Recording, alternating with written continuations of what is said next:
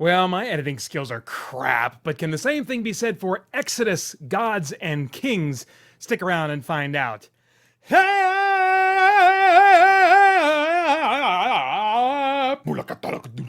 don't know, what does Egyptian music sound like? Probably nothing like that.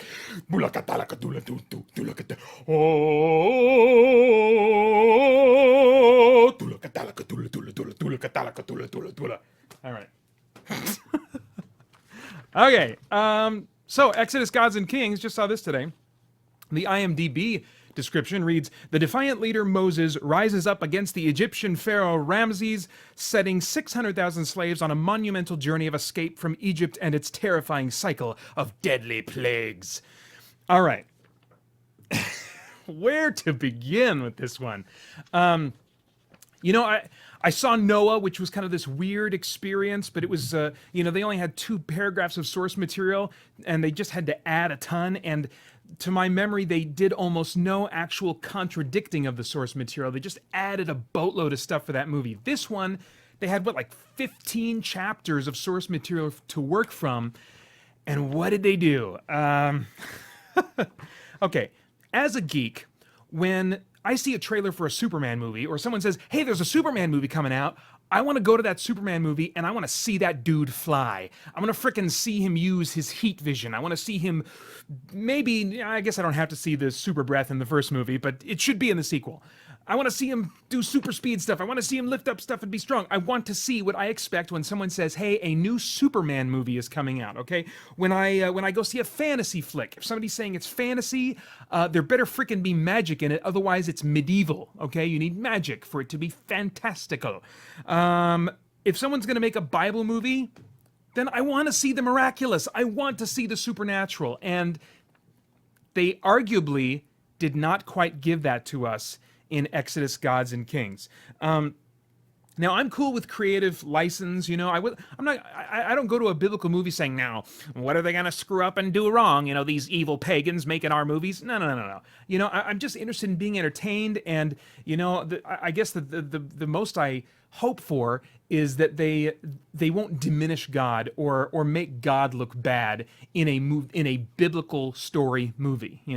I expect that in other movies about spirituality and stuff like that. That God may or may not be a target or seen as a villain or whatever. But when you're going to adapt a Bible story, then I at least feel like I should hope that God will not be made to look bad. He may not be portrayed in the way that I would kind of imagine based on the text that he should be portrayed. But as long as he's not portrayed to be less than what he is, or in a way contradicting to his character as presented in the Bible, then I'm happy. You can say that, these people, you can change the history and the storylines, you can give people extra brothers or remove brothers or whatever, all the kind of incidental details. I'm not really concerned about that. I don't expect that. I don't even need that. I'll read the Bible if I want the accurate representation of those stories. For the movies, I go really mostly just for fun.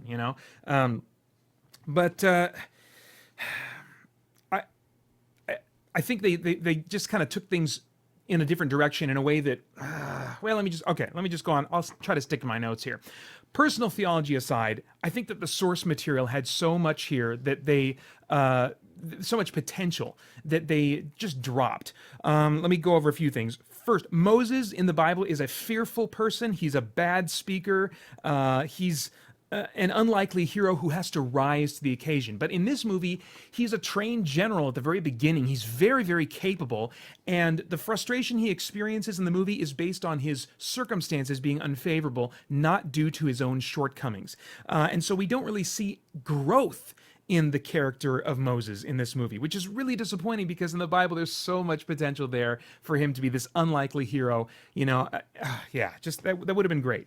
In the Bible, there's a great sense of larger purpose in God's rescue of Israel, that he does feel compassionate for them, and that certainly is driving him, but he also has a purpose to have them come out and be a part of his agenda, what he has planned for them to interact with the rest of the world on his behalf. The way that's worded in that particular account is he wants them to be free to come and serve him, to come and worship him, which is just the beginning of all that he had intended for them. And here, Well, and again in the Bible, God is kind of the hero. You know, Moses is incapable of rescuing them. Israel is incapable of rescuing themselves. God is the hero; He rescues them. In this movie, it's largely a tired out revolution formula. I've seen in interviews them, Ridley Scott and actors in the movie kind of affirming it as this great story of revolution. And I mean, I don't really know that it was revolution. God was the one that was running the whole revolution in the Bible, you know. But here we got Moses like training Israelites behind the scenes and then attacking Pharaoh's, you know, supply lines and stuff to try and get themselves free. But God intervenes, you know, not because Moses is terribly failing and incapable, but because God wants to pick up the timeline a little bit, you know. So that, you know, this whole revolution thing that they're doing in this movie is tired, and I've seen it in other movies, and it's not what makes the source material unique here. The action beats in this movie feel largely just kind of inserted, like, oh, let's have a cool chariot wreck here, you know, or this guy, he's kind of a nerd or a jerk in this scene. Let's show him getting squashed by horses in this scene. That'll be a cool payoff because he was annoying, you know. They didn't use any of the drama in the source material to kind of set up nice action beats and dramatic moments. They kind of created their own that were just typical Hollywood, you know, beats and cliches. So I felt like the source material was very untapped for both the visual and dramatic potential that this story has. In the Bible, God is terrifying to encounter, yet at the same time compassionate and protective of his people. In this movie, God is represented by a small child, maybe like 9 years old or something like that. And frankly, he comes off sometimes as bratty and maybe even not all-knowing and all-wise. You know, he's approachable, much more so than Yahweh in the Exodus account, but he's he's not very likable. In the Bible, Aaron, Moses' brother, is at his side. His blood, his birth brother, is at his side, stepping up when Moses is too weak because he's not good at speaking to people, and so Aaron comes alongside him and is in the Bible. Conveys the message that God sent Moses to convey. Verbally, he conveys it. And there's so much potential there for these two to be working behind the scenes, for them to be nervous and quaking and getting ready to go see Pharaoh, as in the Bible they do repeatedly over and over again. I would have loved to see some elements invented there about what was going on behind the scenes and the relationship between Moses and Aaron. So much potential there. In this movie, Aaron is like, he has 3 lines, maybe 2, in the whole movie. I think I only clearly saw him in one scene, and the rest of the time, the character Joshua is strangely prominent in this movie. I don't get that. That doesn't make any sense to me. So anyway, tons of lost potential here.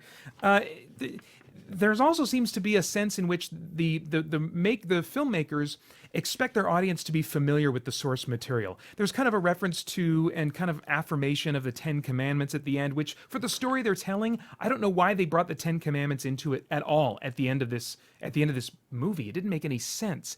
And there were several things like that, just little beats like that, where they were trying to kind of like bring stuff up and affirm it or give it a moment, you know, but it hadn't earned it. The only way it would earn that moment is if your audience is familiar with the source material, you know, kind of like fan service. They could say, oh, I know what that's about. Oh, that's a cool moment. Oh, I'm glad they put that in the movie or whatever. You know, it felt like this kind of awkward fan service rather than something that was brought out of the actual story that they were trying to tell. And I'll give you one example of that. Was when they were preparing for avoiding the death of the firstborn, where God says, I'm going to take the life of every firstborn son in Egypt. And he warns the Hebrews to slaughter, I believe it was a lamb, and put the blood on the doorpost of their home so that this God's spirit would pass over that place and not take the life of their firstborn child. Now, in this movie, God just kind of says through this bratty child, that I'm going to take the lives of all these firstborn, and Moses is understandably vexed by that, So I don't have too much problem with some of Moses' emotional, slightly confrontational reactions with God in this movie. I think there's some room for that. It's arguable whether they took it too far or not, but I think there's some room for them to artistically explore that. But then God does not mention at all in that conversation. Moses, if I remember correctly, walks away from that conversation. So we see the beginning, middle, middle and end of that conversation, God says nothing about putting blood on the doorposts of anything. And then Moses in the next scene is telling the Hebrews, God's going to do this thing and the firstborn are going to die. Or no, he doesn't tell them that, but he says, put, lamb's blood on your doorposts and stuff like that, And if you're watching this movie and you don't know the biblical story, then you're thinking, why the crap did he just tell them to do that? That is like insane. He just told them to kill animals and put their blood on their doorposts? That's insane. So I feel like there is a sense in which the filmmakers expect their audience to already be familiar with the source material version of the story. And if that's the case, then why do they contradict it in so many little ways and then also leave out a bunch of major details and plot elements in their adaptation of the story? Who is this movie for? Who is the target audience? In interviews, it's clear that they're not aiming for Christians or Jews, or they're trying to make it clear. It's not just for the religious. Well, yeah, I would say yeah, it's definitely not. They're definitely not the target audience based on what you're doing with the source material, but neither can I say this is really for the people that are not familiar with the story and aren't invested at all in the story, because the goat's blood things or the lamb's blood things, yeah, weird. I don't know who their target audience is with this. Okay, what else do I got here? I made more notes than usual this time. I think that a movie like this should be made either by a believer. Ugh, good luck with that, because that's really going to shrink down your potential filmmakers to choose from, and you're probably going to get a crappy movie as a result. Or maybe even a better alternative, and this is the one I would probably vote for to get a good solid movie, would be someone who maybe they don't believe in this Old Testament story, but they're willing at least to approach it as fantasy and say, okay, in this movie world, I'm going to treat all this as if it really happened, so that we can see all those fantastical elements. I mean, I was ticked off well, I guess this isn't a fault of the adaptation of Tolkien's Lord of the Rings stuff, but I wanted to see the bolts of magic and stuff like that. Okay, that's kind of a side issue. I won't get into that. That's just kind of a pet peeve of mine. But I mean, imagine the Lord of the Rings stories being adapted and there being no elves. What? That's what this movie felt like. And I would rather that instead of this kind of like halfway commitment to the supernatural elements, that they just get somebody that's like full on board. It's like, I'm a freaking atheist, but I'm going to totally make this as if it's real, man. We're going to see all this crazy stuff happen, And I'm just going to just do it like it's done in the Bible, and just in my mind, it'll be fantasy. People can enjoy it as fantasy, or if they want, they can enjoy it if they believe in it. I'd much rather have a filmmaker like that in charge of a movie like this. And what I mean by halfway commitment, as an example, is for example, the plagues. The plagues are.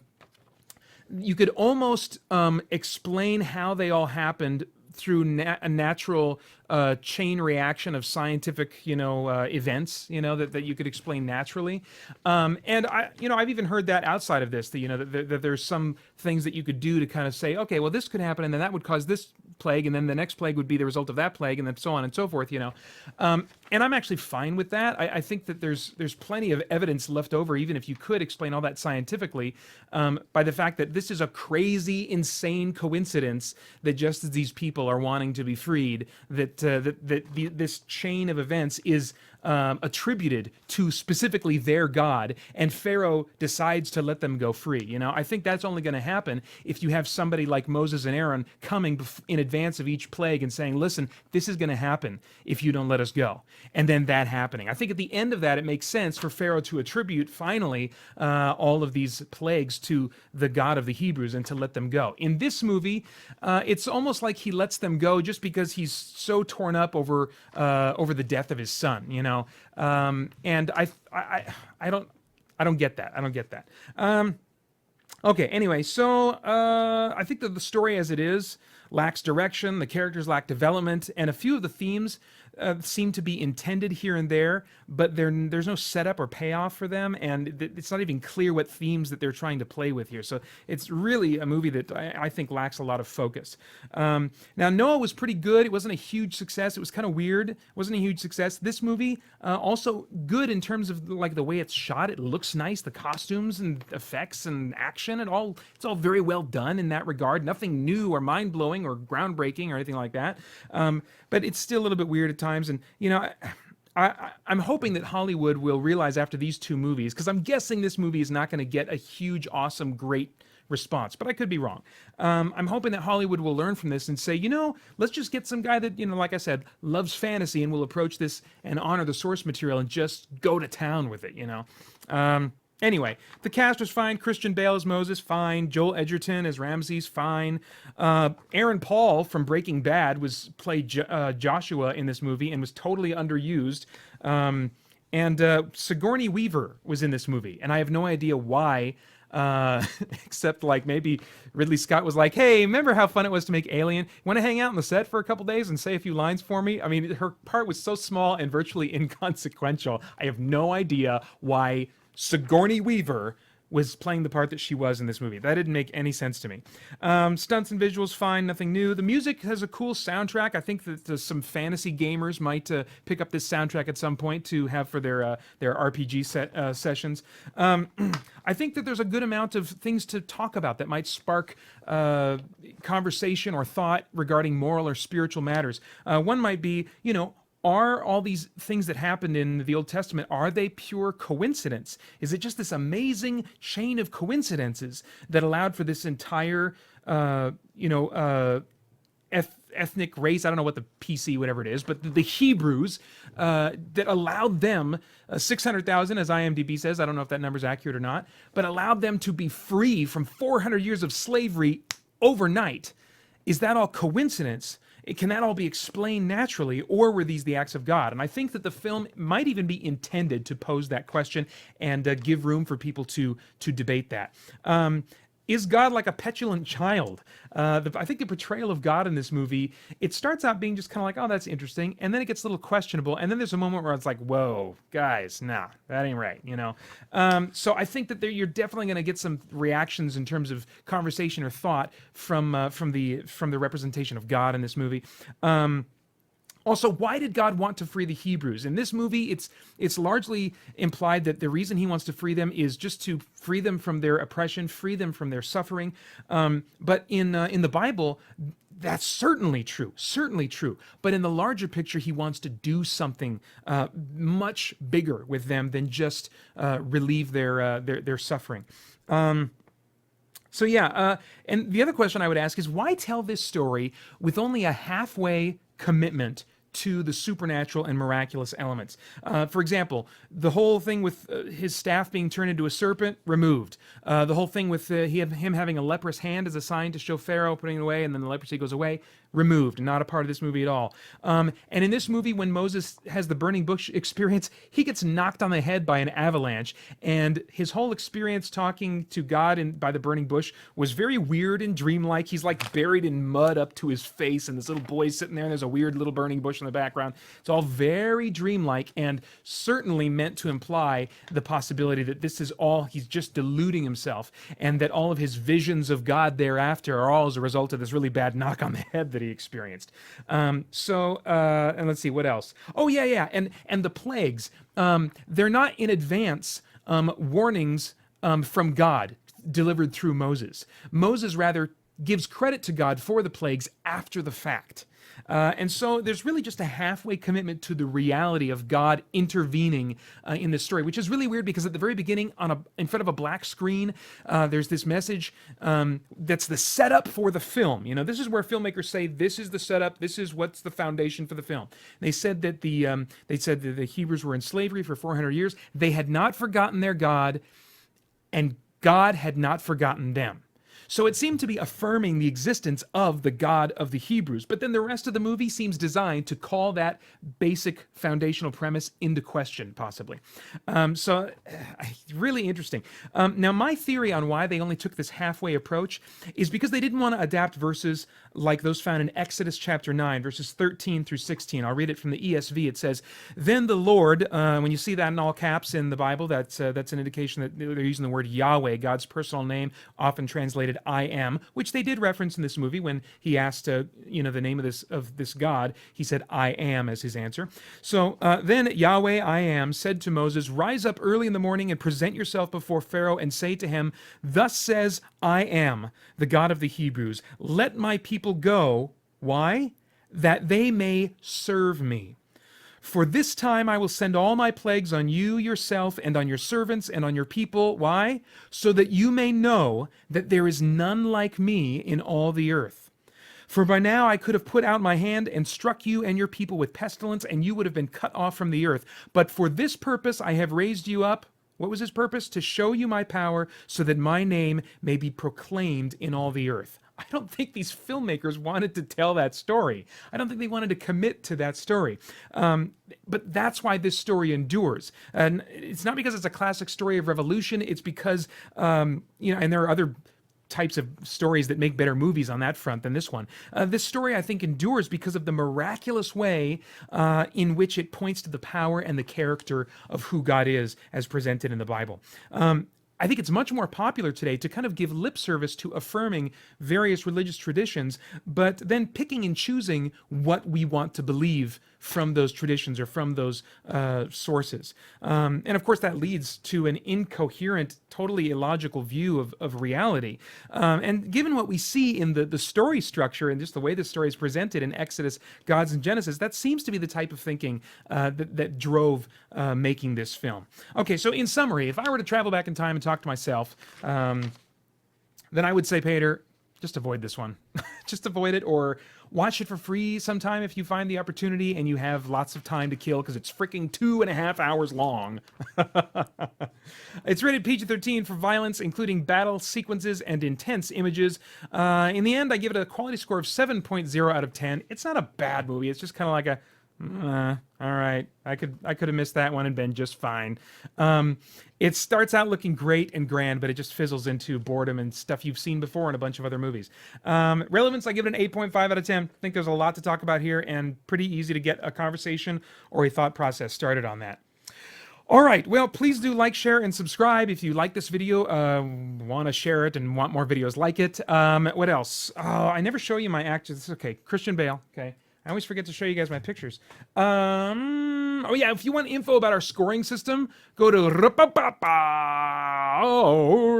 Christian Geek Central. And then also, I forgot to mention this, but leave your comments. What did you think of this movie? I'm guessing this is going to have a lot of different viewpoints that are going to come out of people experiencing this movie. I would love to get your reactions to it, what you thought and why. So please leave those in the comments below. Then yeah, I hope you go to ChristianGeekCentral.com and join us there as we continue to geek out and seek the truth.